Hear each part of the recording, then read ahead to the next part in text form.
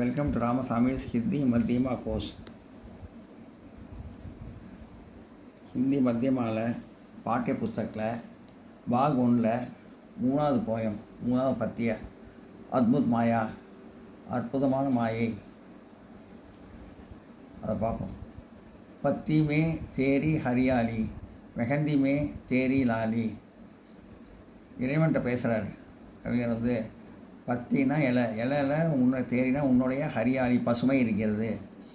மெஹந்தி மருதாணியில் மெஹந்திமே மருதாணியில் தேரி லாலி உன்னுடைய சிகப்பு நிறம் இருக்கிறது. தேக்கோ ஜஹா வஹா பர் தேரி கராமத் ஹே வன்மாலி. இந்த ஜெகம் முழுவதும் பார்த்தா உன்னுடைய அற்புதமான வேலைகள்லாம் எப்படி நடக்குதுன்னே தெரியல, எல்லாம் அற்புதமாக இருக்குது. வனமாலின்னா கடவுள் சொல்கிறார் எல்லாம் அற்புதமாக பண்ணுறேன், எல்லாம் அற்புதமான மாயையாக இருக்குது, எல்லாம் நீ பண்ணுறதெல்லாம் அப்படின்னு. பினா டோர் கே லடக் ரஹே ஹே நம் மே நித் உஜ்ஜவல் தாரே. பினா டோர்னா நூல் பினானா நூல் இல்லாமல் லடக் ரஹே ஹே தொங்குகிறது. எது தொங்குகிறது? வானத்தில் நித்தம் தினமும் உஜ்ஜவன் தாரே நட்சத்திரம் பலபலன்னு உஜ்ஜவன்னா பலபலன்னு நட்சத்திரம் தொங்குறது. கையிலே நூலே இல்லாமல் தொங்குறது. பினா பிரான் கே பஜா ரஹே ஹே வம்ஷி வம்சா விருட்ச சாரே. பினா பிரான் மூச்சே இல்லாமல் பஜா ரகே வாசிக்கிறது எது? வம்ஷி வம்சா விருட்ச சாரே. வம்சினா புல்லாங்குழல், வம்ச விருட்சானா மூங்கில் மரம். மூங்கில் மரத்துலேருந்து ஒரு தொலை ஏற்பட்டால் கூட அதுலேருந்து பிராணமே மூச்சே இல்லாமல் அந்த தொலையிலேயே காற்று போகிறதுனால அது புல்லாங்குழல் மாதிரி வாசிக்கிறது. விருட்ச மரம் மூங்கில் மரம் புல்லாங்குழல் மாதிரி வாசிக்கிறது காற்று படுறதுனால அப்படின்னு. தொலையில் காற்று படுறதுனால புல்லாங்குழல் மாதிரி வாசிக்கிறதுன்னு சொல்கிறாங்க. கைசி நகி ஹாத்மே தேரே. கையில் கத்திரிக்கோளோ எதுவும் இல்லை உங்ககிட்ட. கடி பத்தியாயி ஞாயிறு ஹே. கம்சி நகி ஹாத்மே தேரே. உன் கையில் கத்திரிக்கோள் இல்லை. கடி பத்தியா ஞாரி ஹே. ஆனால் இலைகள் அழகாக வெட்டப்பட்டு ரொம்ப அழகாக ஷேப்பில் இருக்குது, நல்ல ஷேப்பில் இருக்குது. இலையெல்லாம் எப்படின்னு தெரியல, எல்லாம் அழகாக கொண்டு வரேன். எப்படி கொண்டு வரேன்னு தெரியல. அந்த அற்புதமாக என்னென்னு புரியல எங்களுக்கு. நல்லா கொண்டு வரேன். ரங் நகி ஹாத்மே தேரே. உன் கையில் நிறங்கள் எதுவும் இல்லை, சாயம்லாம் எதுவும் இல்லை. நிறங்கள் பூல் ரங்கு பலிஹாரி ஹே. பல விதமான நிறங்களோட பூக்கள்லாம் வருது. இதில் வருது, செடியெல்லாம் பூக்கள் வருது, பலவித நிறங்களோடு வருது. ஆனால் அவங்க கையில் எந்த நிறமும் இல்லை. உன் கையில் எந்த நிறமும் இல்லை, ஆனால் பூக்கள் நல்ல நிறங்களோடு வருது. எப்படின்னு தெரில. ஜான் சகா ஹே கவுன் ஆஸ்தக். இது வரைக்கும் யாருனாலையும் கண்டுபிடிக்க முடியல. தேரி அத்புத் மாயா ஹே. உன்னோட அற்புதமான மாயையை யாருமே இது வரைக்கும் கண்டுபிடிக்க முடியல.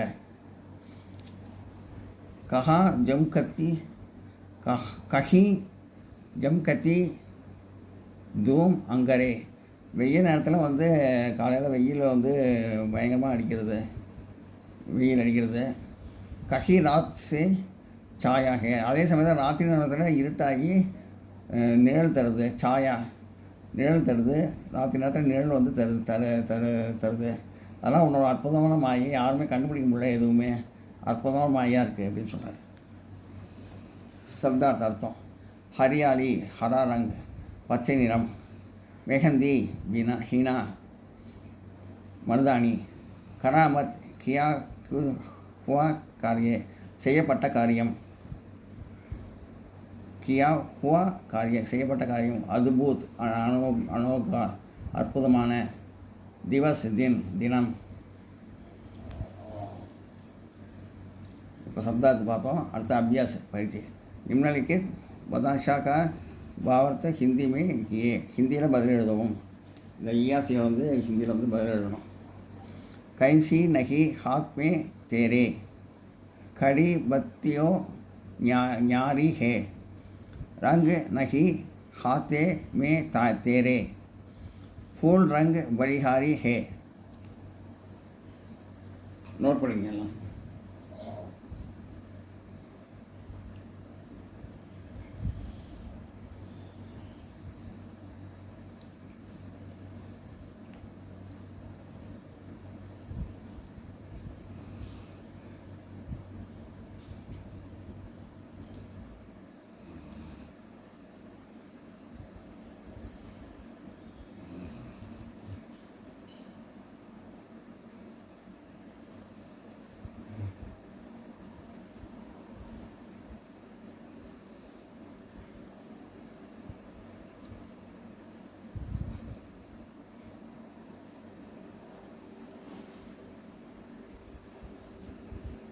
இது இஆர்சி. இது வந்து பேராகிராஃப் கொடுத்து அர்த்தம் கேட்பாங்க. அடுத்த பேஜில் வந்து அர்த்தம் இருக்குது, நான் நடத்துகிறேன்.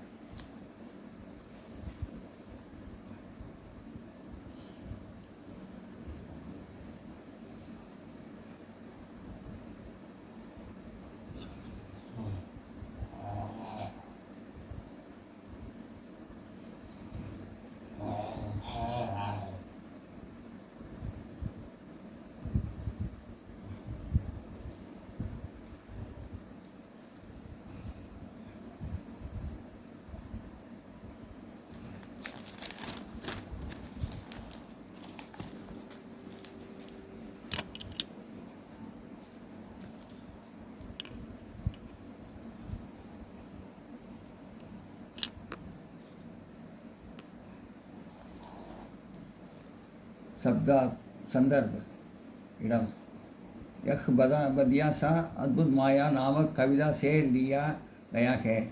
இந்த பேராகிராஃப் வந்து அத்புத் மாயாவிலிருந்து எடுக்கப்பட்டிருக்கிறது. इस कविता में कवि भगवान की अद्भुत माया के बारे से में बातें बताते हैं.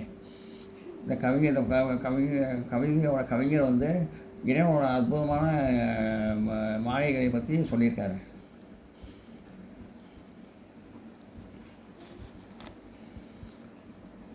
भावार्थ பொருள். इन बत्तियों में कवि कहते हैं कि हे भगवान तुम्हारे हाथ में कैसी नहीं है. உன் கையில் கத்திரிக்கோள் இல்லை. பகவானே உன் கையில் கத்திரிக்கோள் இல்லை.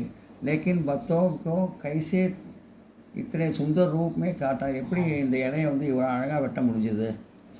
तुम्हारे हाथ में कोई रंग नहीं है. உன் கையில் எந்த நிறமும் இல்லை. फिर कैसे इन फूलों की तुमने इतने आकर्षक रंग दिए. எப்படி உன் கையில் நிறங்களில் எப்படி பூக்களுக்கு வந்து இப்படி பலவிதமான நிறங்கள்லாம் கிடச்சிது. கவி பகவான் கி அத்புத் மாயா தேக்கர் ஆச்சரிய ஜாகிர் ஹோ ஜாத்தே ஹே. கவிஞர் வந்து இறைவனோட அற்புதமான மாயைகளை பற்றி ஆச்சரியத்தோடு எழுதியிருக்காரு. நோட் பண்ணிங்க.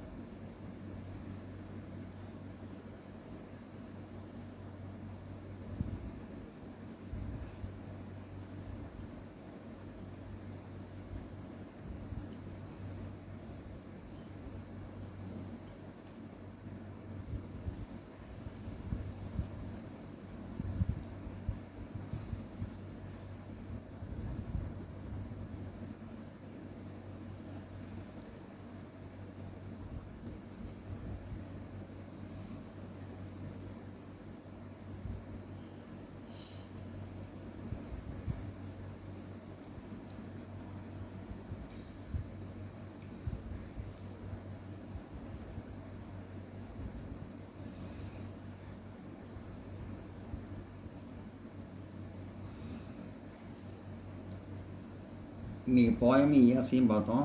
அடுத்த கிளாஸில் கொஸ்டின் ஆன்சரும் சாராம்சமும் பார்ப்போம். இந்த வீடியோ உங்களுக்கு பிடிச்சதுன்னா லைக் பண்ணுங்கள், ஷேர் பண்ணுங்கள், சப்ஸ்கிரைப் பண்ணுங்கள், கமெண்ட் பாக்ஸில் கமெண்ட் பண்ணுங்கள். தேங்க்யூ.